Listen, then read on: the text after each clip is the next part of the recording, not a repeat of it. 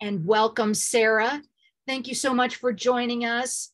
Thank you. So many of you got to see and spend time with Sarah at conference in Long Beach this year, where she joined us at the chapter leadership workshop. And so by popular demand, we're bringing her back for this leadership session this afternoon. Sarah, welcome, and thank you so much for being here with us. Thank you, Molly. It's a pleasure. And thank you, everyone, for taking time out of your day to join us here and to work on yourself and show up for yourself. That's really the most important gift you can always have. So for those of you who don't know me, my name is Sarah Kalmeta. I go by Sarah the Pivoter, and I'm a relentless truth seeker. And what I do for money is I am a consultant in the business aviation and aerospace world.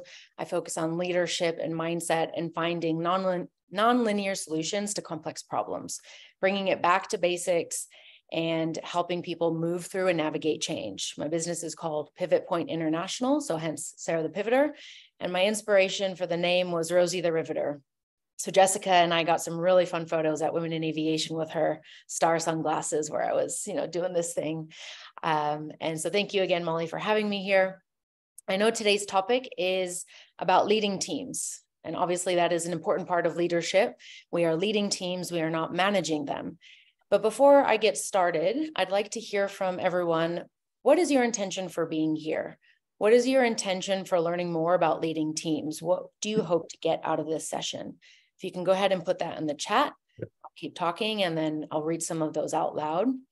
The reason why I'm asking this question is because a lot of times we attend things, we go to a conference, we take a course, we read a book, and we are getting knowledge from that, but we don't have an intention going in. And so we're not able to always easily practically apply it after the fact. Where we put our attention is where our energy is going to go. So if you can understand the real reason why you have chosen to be here today, why are you in WAI? Asking yourself why you do the things that you do, those intentions will help you to chart your course and have a much clearer plotted route that you plan to take. Of course, there might be some alternates due to inclement weather, but that's what happens in aviation, right? All right, we've got being intentional about developing the leaders in our chapter board. Beautiful.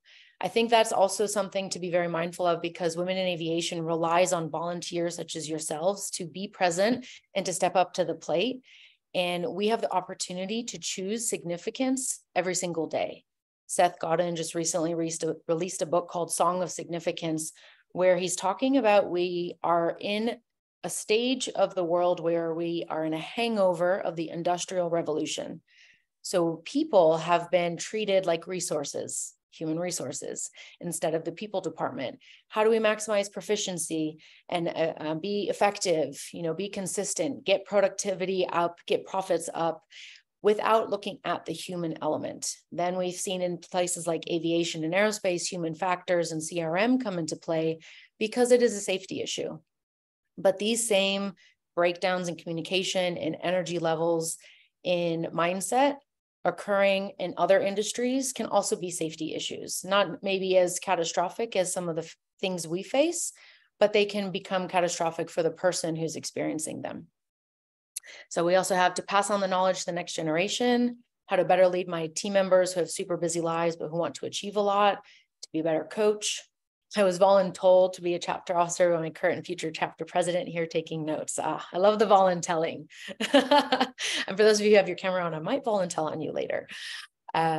Wonderful. So this is great. Keep thinking about that intention. If it's not something you've ever thought about before going into a session, I encourage you to make that a regular practice before you step into a meeting, whether that's a physical meeting, on Zoom, one-to-one, or team. What is the intention that you have for being there? Because that will help you to uncover the motivation, both conscious and potentially unconscious, the more awareness that you have as you work on this, but also to be able to connect with others. So leading teams requires what? What do you think is the most important thing for leading a team? You can come off mute if you're on camera, if you're bold enough to do that, or you can type in the chat.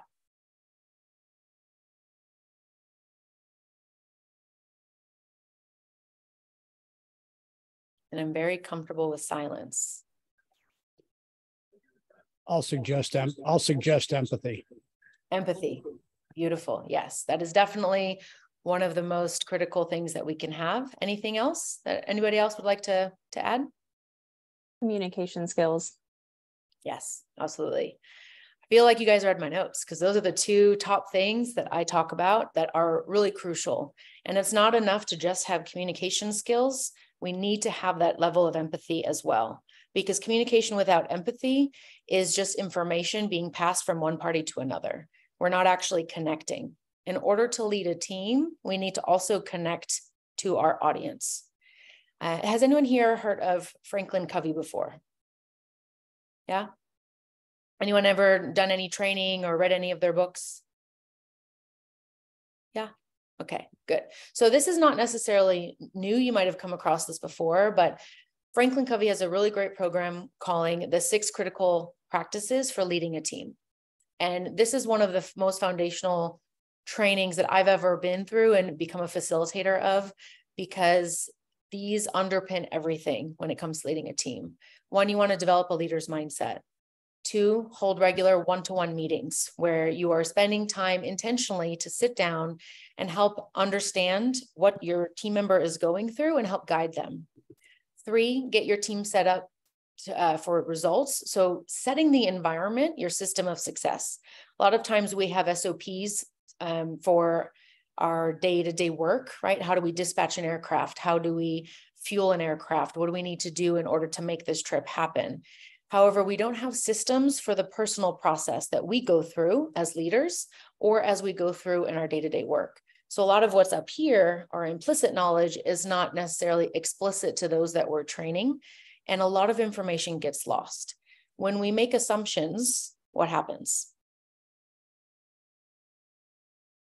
I'm going to put a nice little math equation in the chat box for you guys. This is always very fun. When we assume, both of us don't look very good or feel very good. It puts a lot of story in place that is not necessarily true. Nature abhors a vacuum. And so when we have empty space, it will get filled with something. If we don't have information, our brains will conveniently fill it in with whatever bias we actually hold or what story that we have from the past. And a lot of us have what's known as declinism. So does anyone know what declinism is? Have you heard of this bias before? No, okay. So declinism is we remember the past is better than it was, nostalgia, right? We're making it to be better than we actually experienced it. And we expect the future to be worse than the evidence suggests that it will be. So we're always expecting the worst and talking about the good old days, which is something that I hear a lot of post-COVID, before COVID, in aviation in general. And just as generational change happens, but the rapid rate of change is only increasing with technology, with different mindsets. You know, what's important to today's youth is very different than what was important 50 or 60 years ago. And it was also very different than even just 5 or 10 years ago. So instead of living in an environment where we could actually be satisfied with the results that we're getting while still growing, we are putting metrics that don't actually matter in place, and we're running around like headless chickens.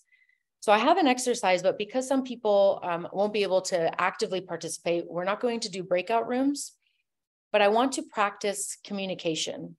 So I'd like to ask for 2 volunteers, if you would be willing to raise your hands and come off mute and go through this exercise with me.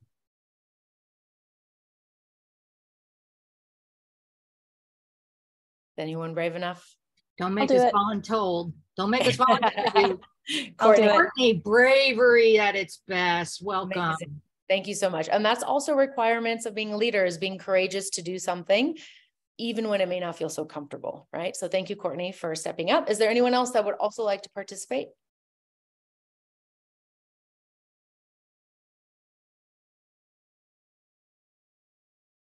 Come on, folks, you can do it. Do I have to, okay, jump in? Yes. All right. Yes, Katerina, thank you so much. I saw the movement forward. I was like, I think she's going to come off mute. Okay, wonderful. So ladies, what I have for you is we're going to pretend one of you is from 2023 and the other one. So that right now, let's make that Courtney. You're from 2023. And Katerina, you are from 500 years ago. And Courtney's in your world, and she's trying to explain an iPhone using words and language that you could maybe understand. So Courtney, over to you. You have 3 minutes if it takes that long, or if you need more time, that's fine. But I want to encourage you to describe an iPhone and its function to Katerina, who lives 500 years ago. Okay, so 2023 minus 500, what? That puts us somewhere in like the 1500s, something like that. Okay. I'm really good at math, by the way, if you guys don't notice. So let's see. I guess I would say it's a tool that you can use, that two people or more can use to talk to each other.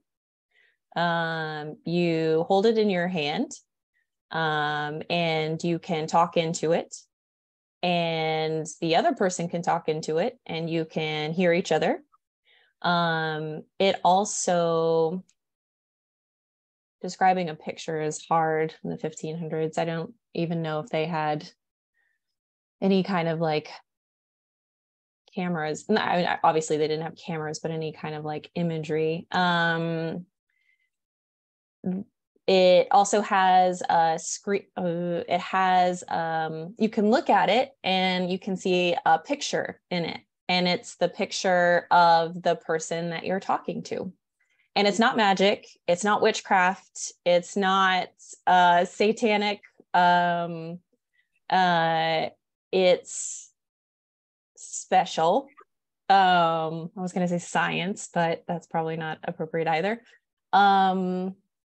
And you can use the tool for many different things. Not only can you talk to each other, but you can learn, you can ask it questions and it'll give you answers about the world around you.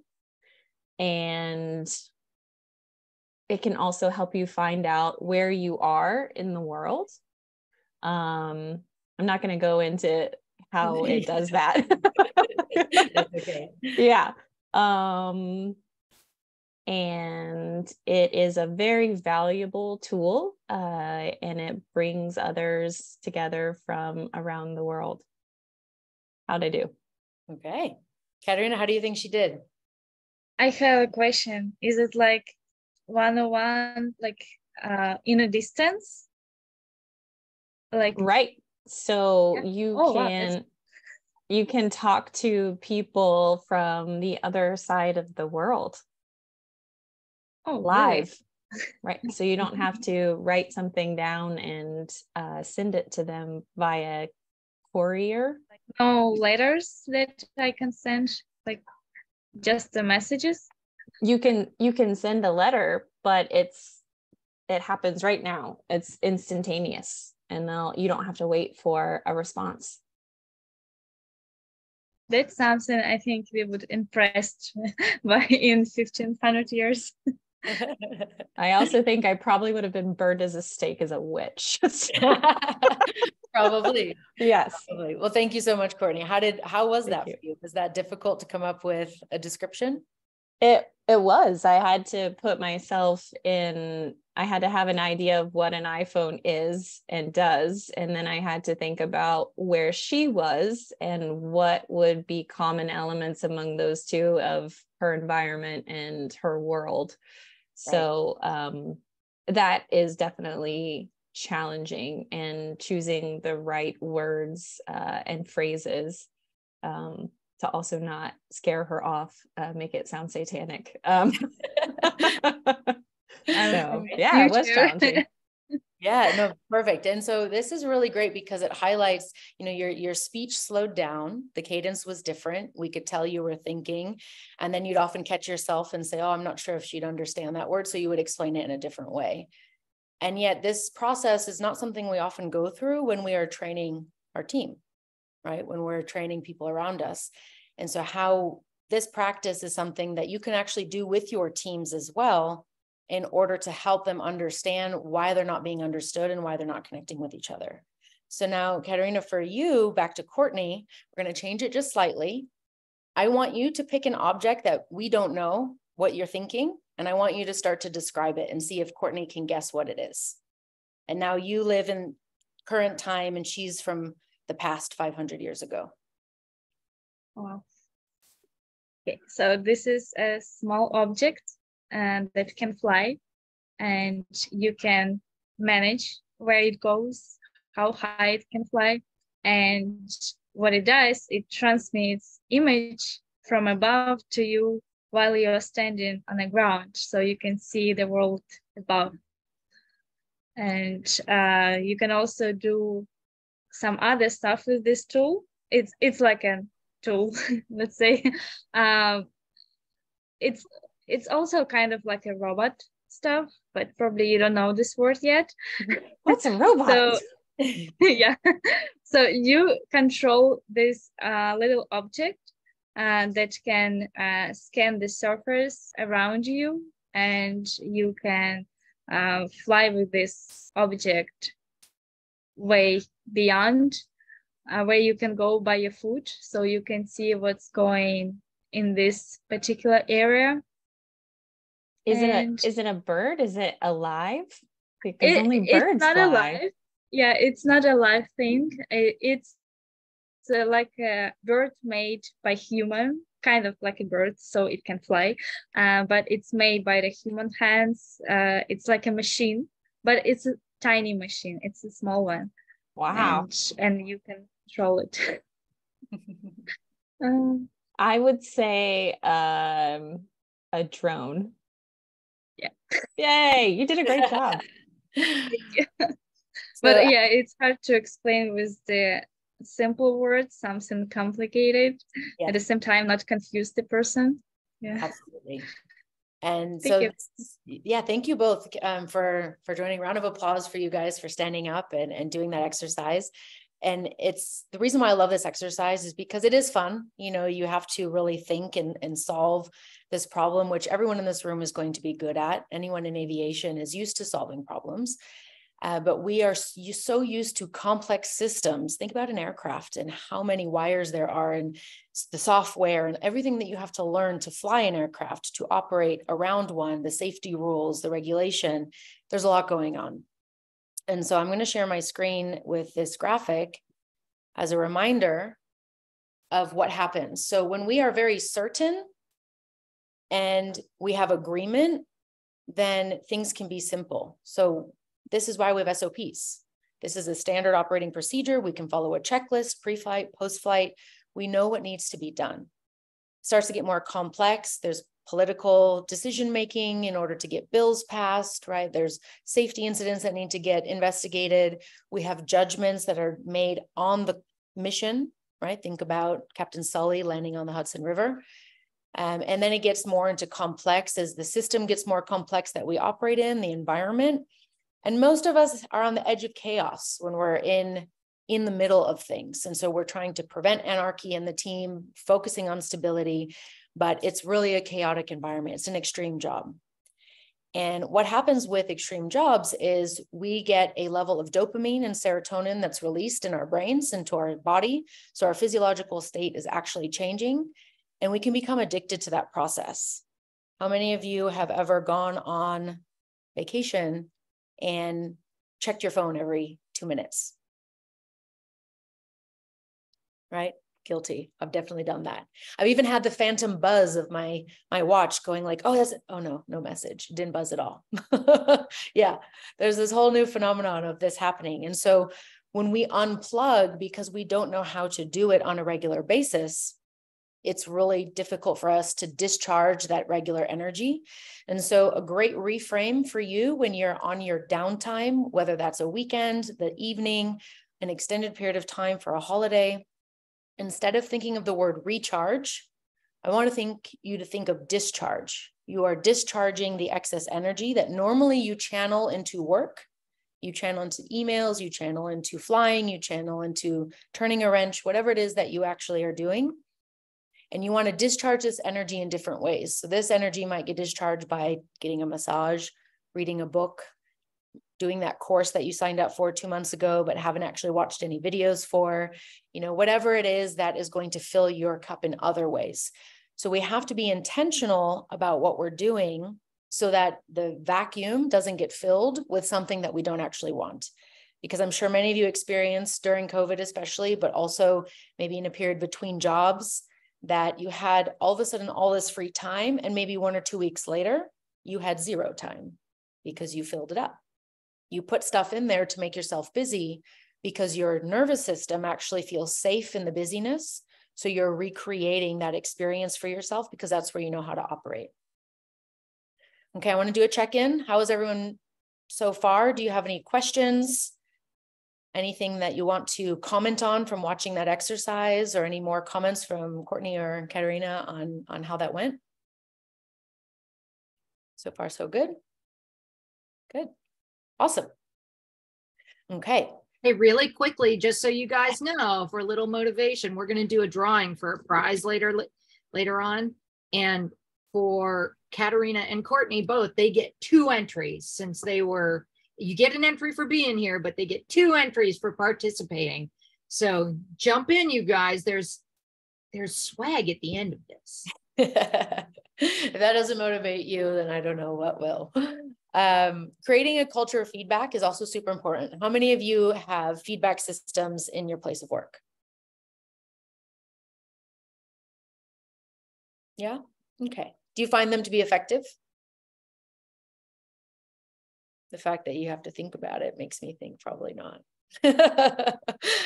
A lot of times, especially as organizations grow, the feedback mechanisms turn into this HR exercise that everybody hates and grumbles about. And so they're not actually effective. You're kind of ticking the box, or there's some sort of bell curve that they want you to follow. And, you can't rate anyone above a certain score. And so, you're kind of being told how to give feedback. In order to really lead a team, it's important that you constantly check in and make sure that you are correcting along the way. Think about hand flying an aircraft. If you're hand flying an aircraft, there's a lot of micro adjustments that are taking place as you're flying. You're not waiting until you've already banked 60 degrees and gone 180 degrees in the wrong direction for 5 minutes to correct.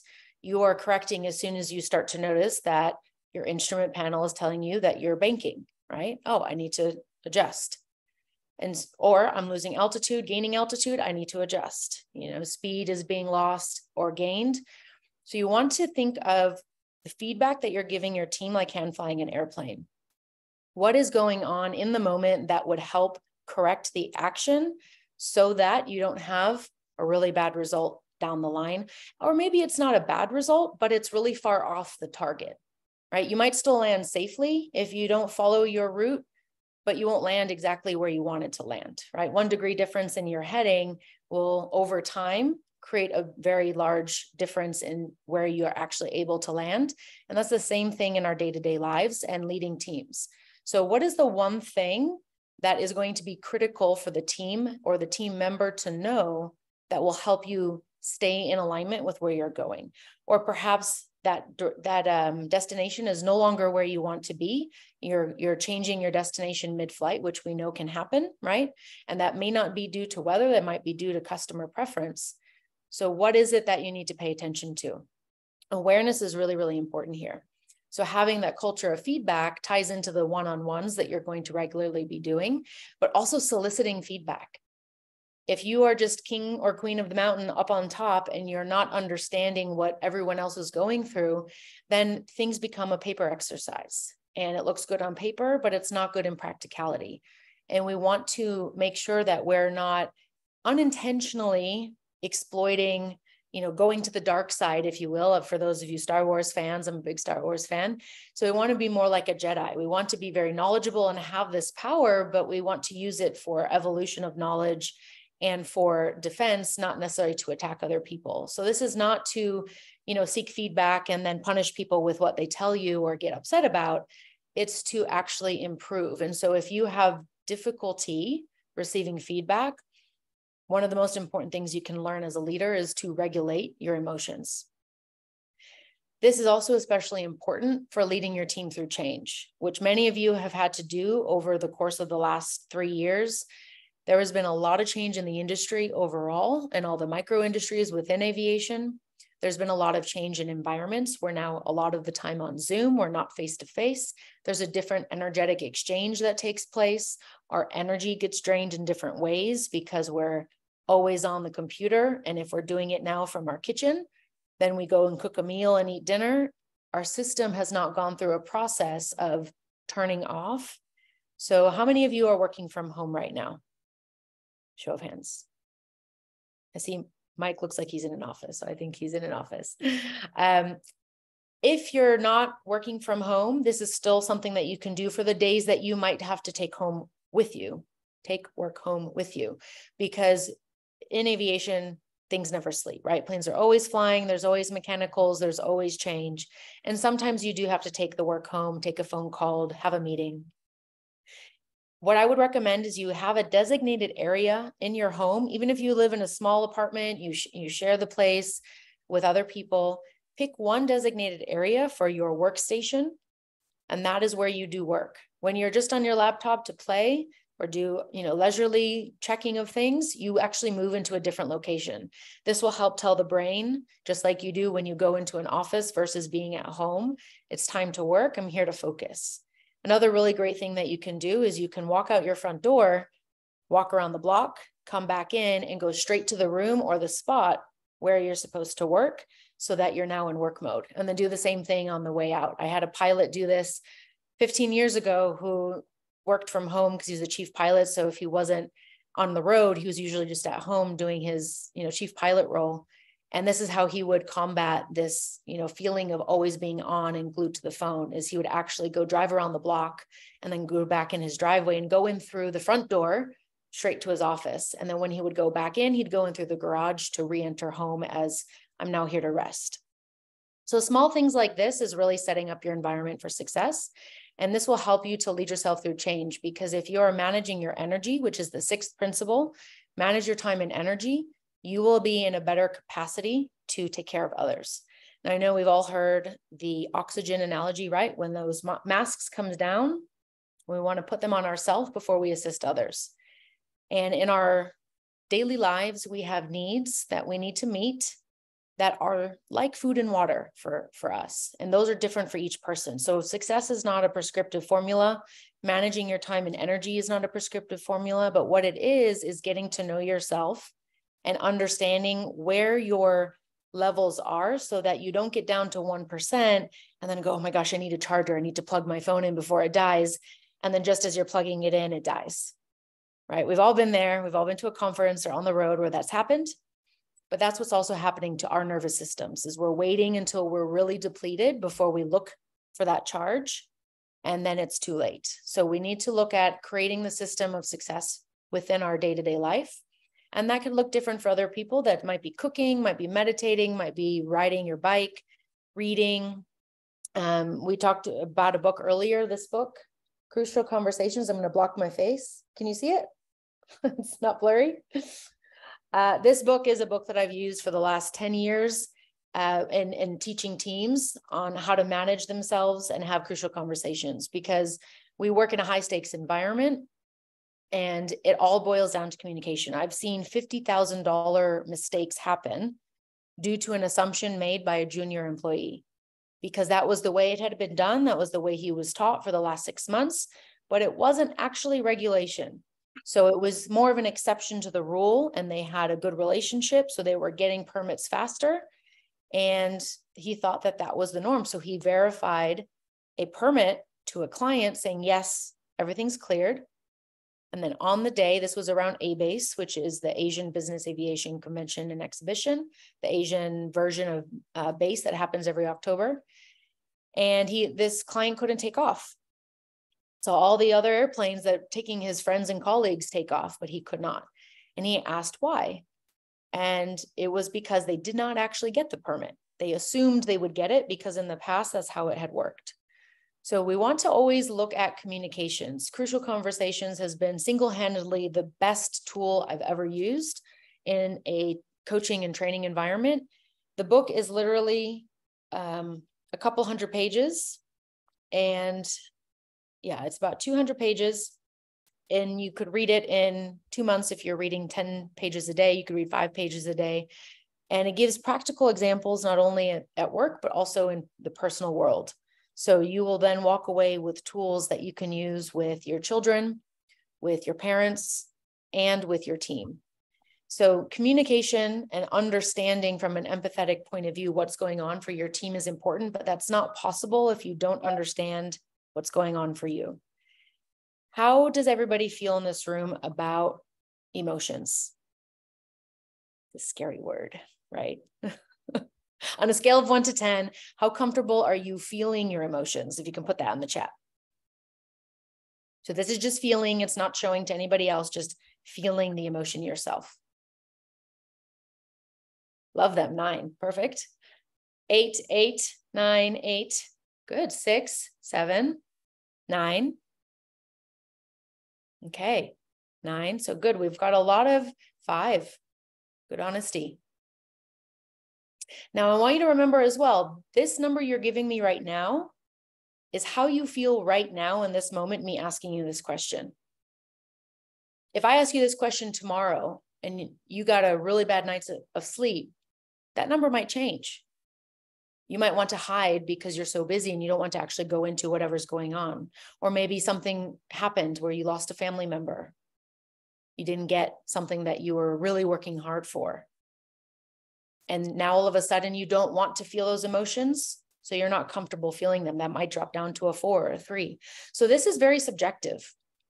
Okay, so this is feeling the emotion. How comfortable are you expressing that emotion to other people on a scale of 1 to 10? Go ahead and put that in the chat. 3. Big difference. Depends on the person. Yes, absolutely. 5, 5, 3, 7, 4. So we can see there's a difference between the two numbers, right? 9 if it's positive, yeah, right? A lot of times if there's judgment around it, if it's a positive interaction, we're happy to go into it. But if it's negative, we don't want to. And the interesting thing is, we might be crying because we've been, frustrated. We were going through something really difficult and we're really upset. But at the same time, we're putting the person away like, oh, don't console me, because we don't want pity, where we feel like wrong if somebody takes care of us. But at the same time, we desperately actually want to be seen. And so it's this paradox that we live in. And now the world is changing. The soft skills, they're actually not soft at all. They're actually a requirement. They're that foundation for the hard skills to work well. Think about it like the oil, the lubrication for those gears to turn smoothly is what communication and empathy and all the soft skills are. We still need the actual gears and mechanics to go from step A to step C in a logical process, in a safe way, in a linear way. But we also need that lubrication because over time, things start to get rusty and they might get stuck. We might even need to change some of those gears out for something that's going to work better. And when we have this disparity between feeling our emotions and expressing them, we get stuck and we bottle things inside. And this can actually lead to autoimmune diseases, a lot of stress response, nervous system response looks like pain in the body, not being able to sleep, needing caffeine to wake up, or, melatonin to fall asleep at night, or something more than that. And, I've been there. I mean, I used to drink 9 espressos a day and I used to wonder why I didn't sleep. I don't know. It was the magical question that now is very, very obvious to me. And this is how we cope with what's going on in the world. So at that time, that was the best tool that you had. I'd like to introduce another tool for you. But before I do that, I'm going to share the emotions wheel. Now, has anyone here seen the emotions wheel? Have you heard of it besides Molly? Because I showed her before.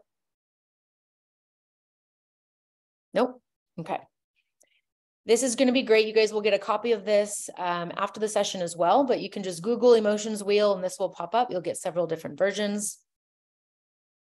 This is a wonderful tool to take home, do with your partner, your children, also with your team members. A lot of times we know how to articulate what we're feeling in the middle. We can say, I feel bad, I'm surprised, I'm happy, I'm sad, I'm angry, but we can't go beyond that. We need to deepen the nuance of what we're actually feeling so we can understand how to get out of it. And instead of focusing on what we don't want, we want to focus on what we do want. So if you've been kind of stuck in a, I'm frustrated, or I'm disappointed, or I'm scared type of mindset, what would you rather feel instead? Instead of asking yourself, why do I feel this way? That's a pointless question that you will never answer.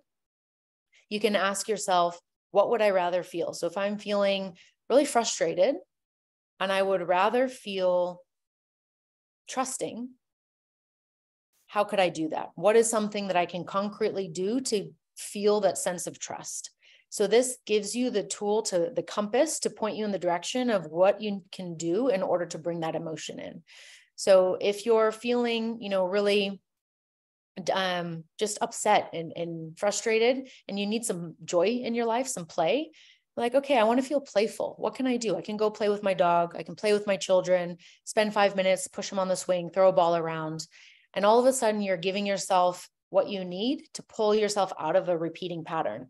When we react to things, the word react literally means repeating action. So you are simply repeating an action from your past, which is why we find ourselves in the same loop over and over, even though consciously we don't want that and we want something else. So I really encourage everyone to print this wheel and put it up for yourself, put it on the fridge, put it on the break room at work, introduce it to your team as a tool so that they can start to use better language, and they can come to you and say, hey, look, I'm feeling really rushed right now. And I want to talk to you about that because I know this project is important, but I'm feeling really rushed and the pressure is impacting my work.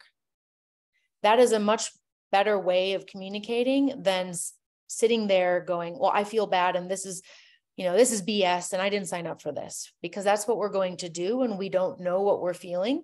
It's literally not safe. So your nervous system will put all the red flags off and tell you it's time to fight or flight, or fawn or freeze.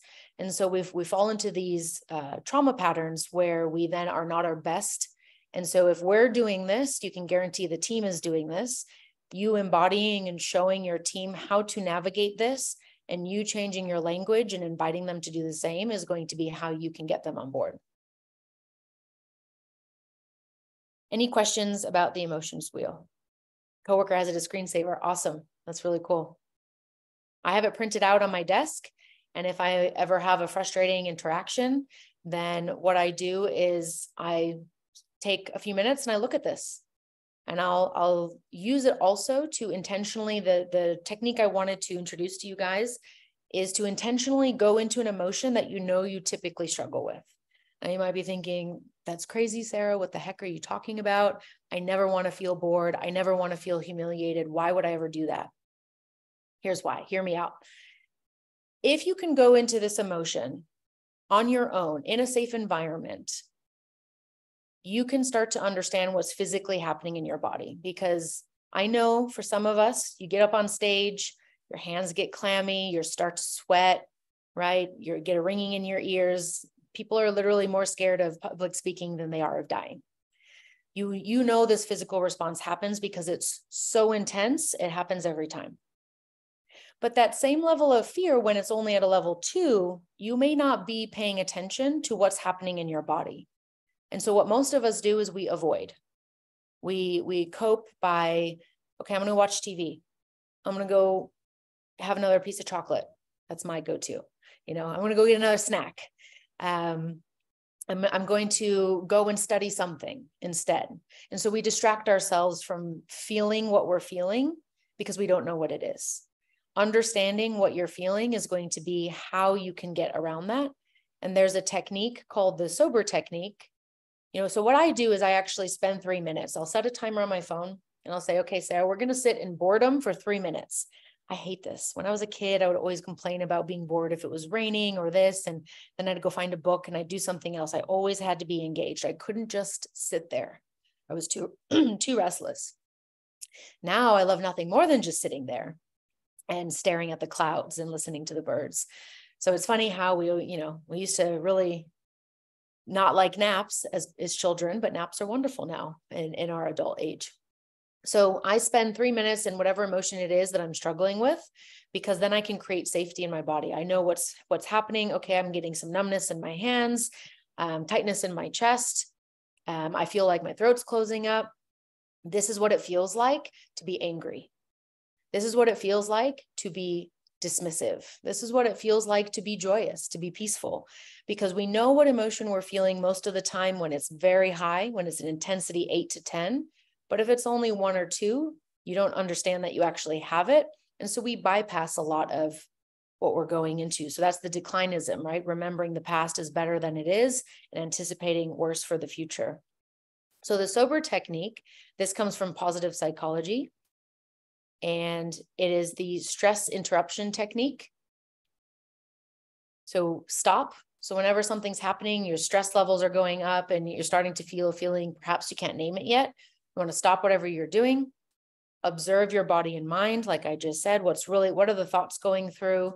What physical sensations can you actually grab onto, and get very tactile? You know, is there a sensation? Is it burning? Is it hot? Is it cold? Is it clammy? Is it tingling, right? Do you get the falling asleep feeling? Is there a color? Are you getting a specific memory? Whatever it is that's coming up, is the more visceral you can get with it, the more you can name it, the less power it will have. Breathing, just slowing down your breath is going to tell your brain that it's safe. A lot of times people, when they're on Zoom, when they're reading a message, when they're replying to email, actually hold their breath without realizing, or they shallow breathe in the top part of their chest cavity, so you're not getting enough of that oxygen throughout your entire system. Expand. So this is now, instead of just focusing on your body, go into your surroundings. What's happening around you? Can you name the sounds that you hear, the things that you see? You know, what is it that's taking place? And then you can respond mindfully and with awareness rather than in that autopilot mode. So the more you can practice this in the safety of your own home, where there's not other people around, the easier it will get for you to be able to do it in the moment. And that skill set will continue to improve. And this is something that you can, again, teach your kids. And I'm a big fan of this, because anytime you teach your kids something, or anytime you teach your team, you are reinforcing that for yourself. And that is how you become an expert, by teaching somebody else and helping them become the person that teaches the next person. So you want to instill this in your culture and have this be an integral part of your day-to-day practice, because ultimately that emotional awareness will be how you lead your team better, because you're leading yourself from a place of knowledge and awareness rather than reaction and what I should be doing. I have a list of the 7 deadly shoulds and the 10 commandments of people pleasers. So if anybody wants that afterwards, you can reach out to me. I'm happy to send it to you. This is something that a lot of us may not think consciously that we are people pleasing, but we have a lot of behaviors that we do just because of societal expectation, and being able to, manage situations. What we think we should do is often not always the best course of action. Sometimes it's counterintuitive. All right, I'm going to take a moment. I'm going to take a few deep breaths. I invite everyone here to do the same and just check in with how you're feeling. And if you can sum up how you're feeling right now in one word, I'd like you to put it in the chat.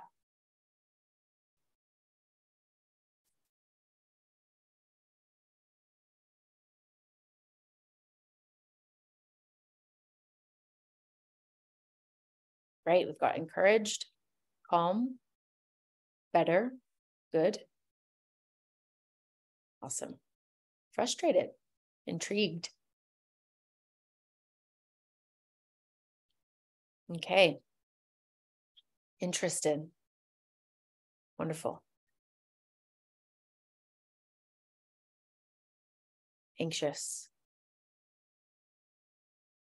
Now, whatever's coming up for you, whether you deem it as positive or negative, is purely a personal judgment. Everything has a serve and a limit. And I'd like to just take a moment to expand on that, because a lot of times that's said, right? Oh, there's a silver lining to everything, but we don't truly understand. I want you to think about the emotion happy for a moment, right? We all strive to be happy, the pursuit of happiness. In the chat, can you tell me why it serves us to be happy? Why is it a good thing to be happy?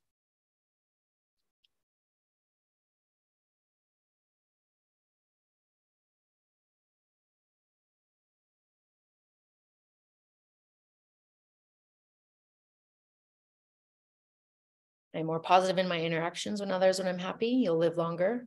It impacts all aspects of your life, gives energy to do something, good energy. Yeah, wonderful. So it serves us a lot, does great things for us. But how does happiness limit us? What's a limit of happiness?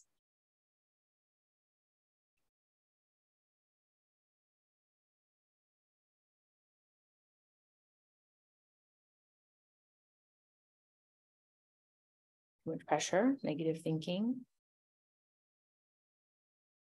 So, yeah, I think you always need purpose. Absolutely. So this is a fun question to ask, because a lot of people get stuck on, well, what do you mean? If I'm happy, everything's great, right? There's no limitation. And when I'm happy, I feel like I can go to the moon. May not be a shared feeling in the group. Yeah. Sometimes, think about the overexcited puppy, right? And everyone else is in a different mood. If you're not aware of your environment and what else everyone is going through, and you come in like that overexcited puppy, it may not be good for the connection. Coming in slowly, mindfully, understanding what's happening, you can still express your happiness, but we don't just want to dump it on people. Expectation of always being happy. Absolutely. This is a great one. Do you like to laugh? Right? Laughing's fun. Do you want to laugh 24/7? No, right? It's ridiculous. And we would think something's wrong if we saw somebody laughing 24/7, and we'd probably steer clear of them. But yet we think for some reason that we always need to be happy, and it's this everything is awesome, Legoland, vibe that we've got sucked into this toxic positivity. So understanding the neutrality somewhere in the middle is where we want to be when we make our decisions. We don't want to be overly excited and happy and joyous. We don't want to be overly depressed and anxious and fearful. We want to come back to that neutral space before we shift gears, before we make a decision. And this is the space that we want to be in before we have a crucial conversation with somebody in our team. So understanding that about yourself will also help you to start to shift perspective with your team members. But being able to know that the limit and serve of whatever trait it is that your team member has that might be frustrating to you, maybe that's in response to something else that you're not aware of. So having that crucial conversation of that behavior and being curious. Curiosity is the balm for many issues. Understanding their point of view. They might be frustrated because they're being asked for a certain report, and then that report gets sent, and then they're being asked for a debrief that takes 2 hours of their time. Ask me how I know. I've been in that situation. I used to get asked for a report that would go to senior management, and I'd spend all this time to make it look good because I knew that my boss needed graphs and all this information. And then he'd call me into my office, and instead of reading the email debrief and the notes in each slide, he'd ask me to walk him through slide by slide. And I was like, why? Why are we doing this? This is a complete waste of my time. And I started to actively resist doing that. And I'd find reasons to be busy. And then he would go and give wrong information when he had to present. It wasn't until he communicated to me why he needed the debrief. And the PowerPoint was not actually for him. The PowerPoint was for headquarters. The debrief was for him to be able to verbalize and know the real story so that they could have the numbers they needed and all that information, but he could deliver the message that would get us what we needed and wanted. So I was really shooting myself in the foot, but we were having a communication block. So it's really important to remember when you've been on that side of the issue, whether you're the leader or the team member or both, and put yourself into that other perspective and just go and have a curious conversation. So eventually that's what I did. I actually was reading this book at the time, and I went and asked him, why do you ask me to create such a detailed report and not read my debrief? Because I feel like I've done all this work for nothing. And then he was able to explain to me, and we were able to come to an agreement of how I could spend a little bit less time on the email and PowerPoint and just send him what was necessary and then do the debrief, which he would then take care of from that point. So there's always better ways that you can do something. And at the same time, you can have a good process now. So it's not always about let's fix it, let's make it better. It's about appreciating what you've got and using the time that you have well and making those connections and regularly checking in. Those one-to-ones right now in most systems are once a year. And that's why they're broken. So if you can have one-to-ones on a regular basis, take your team members to lunch. You know, ask them about their personal life, build a connection that is going to give you a relationship that even when these things happen, you're able to work past them because you're not fighting against each other. You're on the same side. Does that make sense? Yeah.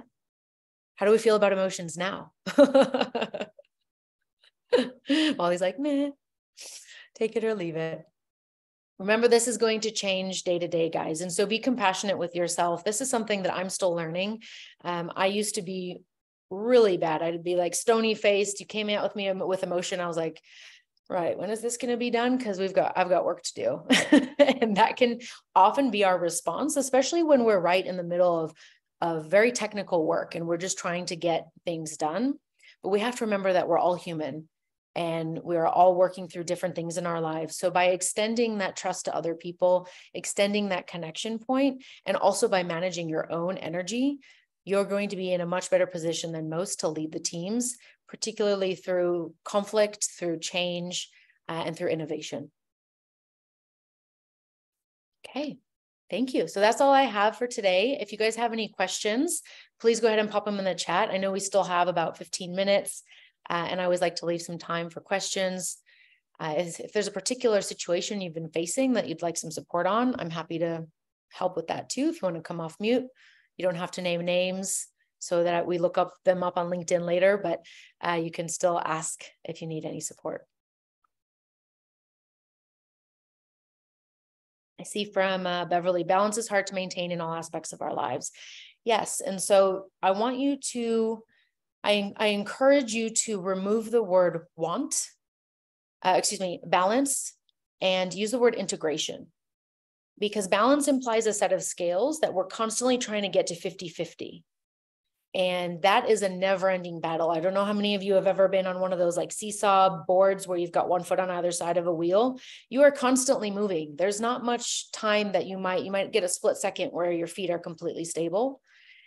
And for some people, their balance is going to be like this. You will have a 70% work and 30% play, and that is enough for you. That is how you operate. But that 70% of yours might be somebody else's 120%. And so we're all different. And that's what I mean by there's no formula for success. And so when we use the word balance, we're really limiting ourselves just by the use of the word. I'm really big on words and the etymology and the power that they have. And so changing that word balance to integration. How do you want your life to be integrated? How do you want your personal life to support your professional life and your professional life to support the personal? Because the way you do one thing is the way you do all things, and they will impact each other. Hey, Sarah, let me offer a little bit of context into this group. Sure. So one of, we do a survey with chapter leaders every year, and we ask what your biggest challenges are. And always at the top of the list, always is, how do I get my board to do what they committed to do? Or, yeah. And that probably goes, transfers into other areas of your life. Somebody said they'd do something and they're not doing it. Now, how do I deal with that? How do I lead through that? As a chapter leader, you're leading through that, right? So Sarah, I don't know if you have any tools I know I just totally snuck up on you with this one. Oh, that's okay. That's all right. So this is a great thing. And I would like to just ask everyone, has anyone here ever said that they were going to do something and then they didn't do it? It's like a New Year's resolution. Oh, sure. Right. That's why New Year's resolutions are, in my opinion, a complete waste of time, because we are trying to go from one thing to another overnight instead of looking at the 1 degree incremental change. This is what's happening in those board meetings, is everyone's like bright-eyed and bushy-tailed and starry-eyed about the initiatives. They've got all the energy and they overcommit. And then they go back into their individual personal lives and they realize they can't do it. So what do? We hide. And then we don't want to talk about it. And because we don't know how to have a crucial conversation, we don't address it. So what I would recommend is that when do you set these kind of board commitments? Is there a certain time of year? Or is it different for each chapter? Books are typically on a calendar year. So, okay. Yeah. Okay. So we're halfway through the year right now. So what I would recommend is you go back. What are the initiatives that your board set? at the beginning of the year, was that realistic? Can it be looked at again and made into, what can you do for Q3 and Q4? Out of what you have there, think about it like triage. What is it that's the most critical and going to move the needle for your chapter? There are some things that are nice to have, and there are some things that will make an impact now. And so what are those things? What are some of the quick wins?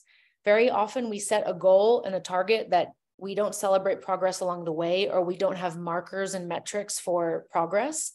So it doesn't feel like we're doing anything. And that gets very frustrating. So we want to do something that's a quick win that positively reinforces the behavior. Anyone who has a puppy or a child will know this. You want to give them a task that they can actually do, and then you celebrate. I mean, like the child takes one step and we're like, yay, oh my gosh. It's like, we're throwing the biggest party ever because they took one step. And then later in life, it's like, oh, you took a step, big deal. I want you to take 100. So remember, it's important to celebrate every single step. And how can you measure that? So I would encourage you to go and find some of the quick wins that you can do that feel good, that give you that quick dopamine release that positively reinforces and encourages everybody. And find, when's the last time you guys connected as a group? Are you having regular tie-ins? Are people really holding up their hand and saying, I am doing this task? Or is this a broad, as a chapter, we're going to do this, but there's no one actually accountable for it? And so I would just go back and check on that. And once people are accountable, check in with them. Have start by dates, not just deadlines. If you say, okay, by June 15th, that was yesterday, by June 20th, we're going to start on this task, and we're going to get to this point, within a month. And that's what we're aiming for. And so the start by dates help a lot with procrastination, because instead of this deadline like looming over that people are hiding from, it's like, okay, I can just get started next week. I don't have to finish it by next week, but I can get started. So something happens psychologically for us when we change from a deadline to a start by date. And then I would highly, highly recommend a done board. Has anyone here ever worked with a done board? No? Okay. So how many, you all have a to-do list, right? Yes. And that to-do list is never ending. So a done board, if you are in an office, get the whiteboard, write done on the top. If you've got certain categories, you can do that. I like to have on mine, I've got personal, I've got my business, I've got relationship, I've got with my pet, my dog. And then what did I get done? And I celebrate all the days of the week. And I will literally write in there what I did, so that at the end of the week, I can go, oh man, I got a lot done with my business. I got a lot done with my puppy, but my poor partner and my family and my gym, I didn't do anything there. So now I can see very clearly, visually, what are my gaps? And I can then remind myself, hey, the gym is important to me. My family is important to me. My partner is important to me. Let me schedule a call to call my mom. Let me go on a date night next week, because those are the pieces that we often neglect. We're all so focused on the performance at work and like, let's get this done on the initiative. But it's also important to build those connections and fill your cup and make sure that your team's cup is getting full. So how can you do that together? Dunboard honestly has been a game changer. I've been using it for a year now, and I still have like a running thing of tasks that I would like to accomplish. But then at the end of the day, I am celebrating what I did that day. So I'm positively reinforcing, and I'm more encouraged to go more. The way that dopamine works in our brain, it's a universal currency. So you can get dopamine from food, from roller coasters, from accomplishing a task, running a marathon, you name it, you're going to get some dopamine, and dopamine is responsible for your focus, your motivation, and your drive. And if you can give yourself little doses of dopamine each day with what you're doing and celebrating what you've gotten done, you're more motivated the next day to keep repeating that. Hey, Sarah, so we're losing people because it's just after the hour. Yep, that's no problem. So I'd like to do the drawing for, I'd like to give away 2 of the books, Crucial Conversations, and I can send them to you in paperback or Kindle or audiobook or whatever is your favorite choice. But so I'm going to do the share screen thing. Perfect. And this should be a list of the folks who are still here. So I'm going to click to spin. Ooh. Amy, number one. Woohoo! Oh, Bart. Oh, Actually. Bart Graham. Okay. Okay, we're going to remove that one and we're going to do it again. And I'm going to go ahead and put my LinkedIn in here. So if anyone would like to connect after this, I would love that. I'm very open to connecting. Kayla. So I see there's a question about the Crucial Conversation book. This is a resource that I recommend also because it is written in such simple English. Mm-hmm. I worked in Asia for 13 years, so I was able to use this with all my teams and they were able to understand and comprehend the book. It's very simple writing for very powerful concepts. And as we looked at that chart before, the more simple, the better. So this book here does have some resources. There are discussion questions. You can print out a poster.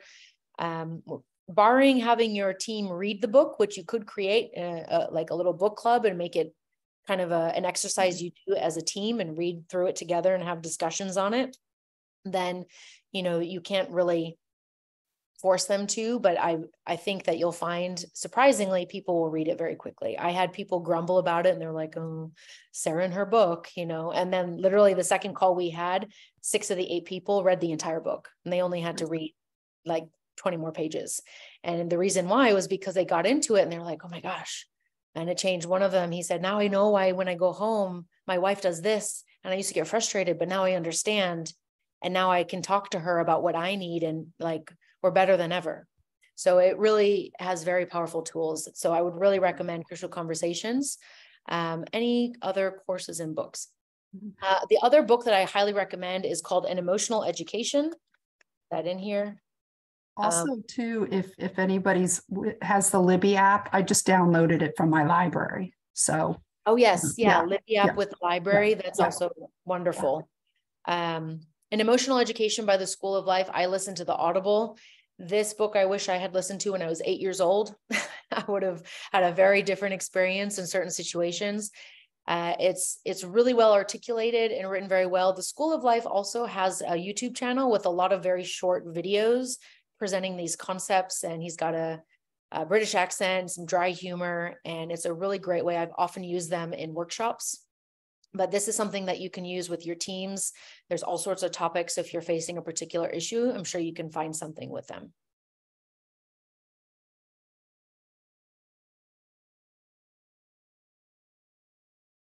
Okay, any other questions?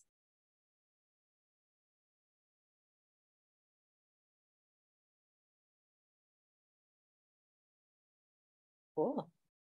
All right. Wow, you guys are quiet today. That's unusual. I promise I don't bite. I can't anyway. We're so far away from each other. I have a question. There was a word used earlier, which I kind of had to laugh. It was what was it?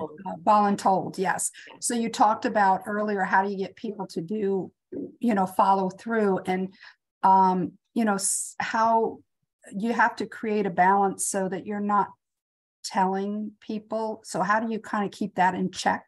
And maybe they just don't want to do it, but they're trying to please, and they'll say, okay. And then, it's not going to happen. It's not that they're not capable or able, but it's just, that's not where they want to be. Let's put it that way. And how do you become sensitive to that? The best way to become sensitive to that is to understand your own emotions and then be able to start to notice when those signals are happening in other people. Because the more you know what's happening in your own system, when you start to notice fidgety behavior, body language, more than 80% of how we communicate is nonverbal. Right. And we will get the sense. So if you start to sense that someone's just saying yes because they're trying to please or they're trying to show that they can, it doesn't have to be in front of everyone. You can take them aside later and say, hey, I just want to check in with you. Is this really in alignment? I know you've got a lot on your plate. Do you really want to take this project on? This is what it will require. Are you willing to commit to this? Because you just brought up a great point, capability and willingness are two different things. And when we are capable of doing something, we might automatically say yes. Maybe it's because we really believe in it. We want to do it. We want to show we can do it, but we're not willing to do it because we have too much on our plate. So it goes to the bottom of the priority list, particularly if their paid job has a lot going on. So just asking, are you willing to work on this in your spare time? Is this something that you have capacity for? Because we don't want to put people over their capacity. And you just say, it's okay if not. And if they're in a leadership position, just say, it is a requirement of being a leader or being on the board that you take on tasks. And so if that's not possible right now, then, we need to have a discussion about your participation in the leadership team. And that's just a crucial conversation that you'll need to have, because it's very disempowering and discouraging for people underneath who might be willing to step up to the plate and do it, to watch someone sit in a leadership position and take credit online and on LinkedIn. Yes. And that's not doing anything.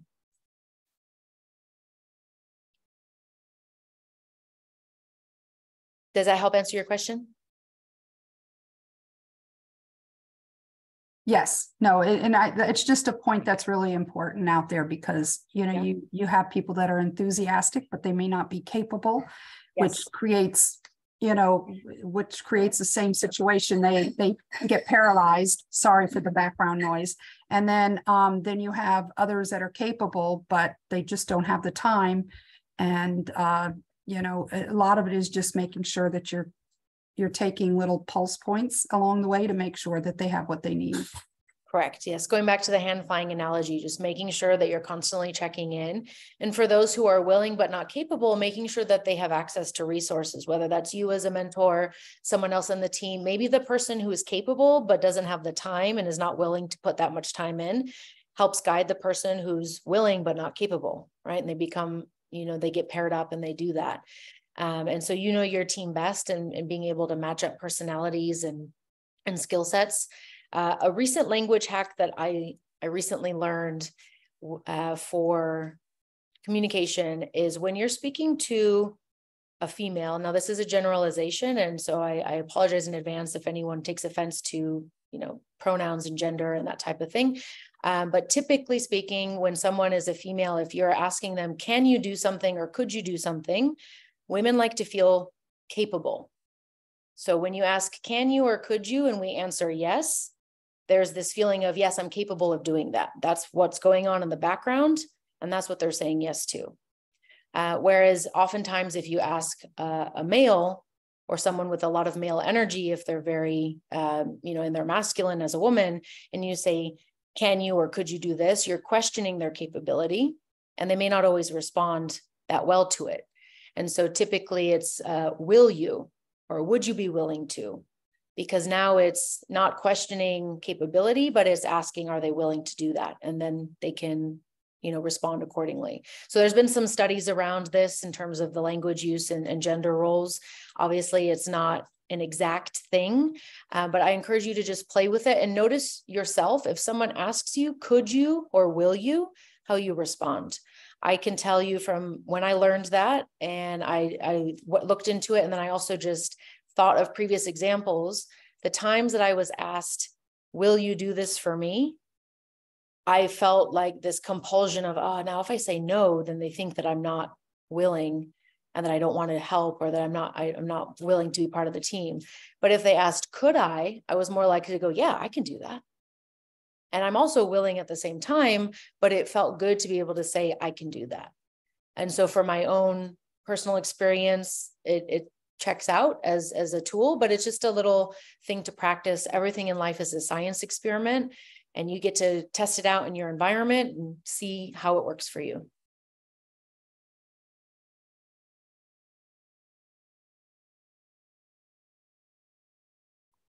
Any other questions?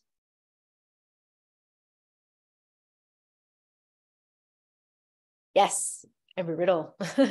Yeah, right here too. Go Eagles. Although we do have some other folks on here from other institutions, I gotta say. That's okay. They're all good. Our education system is changing anyways. For Yes. sure. For sure.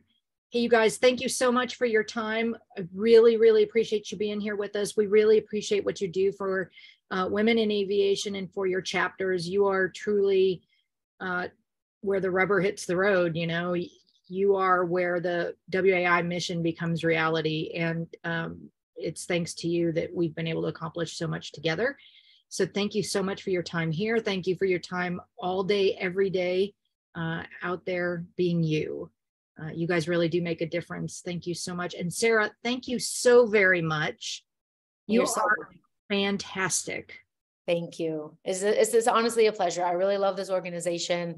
It was so great to be there at the big event earlier in the year. And as soon as you guys asked me, it was an immediate yes. So thank you so much for having me. Thank you, everybody, so very, very much.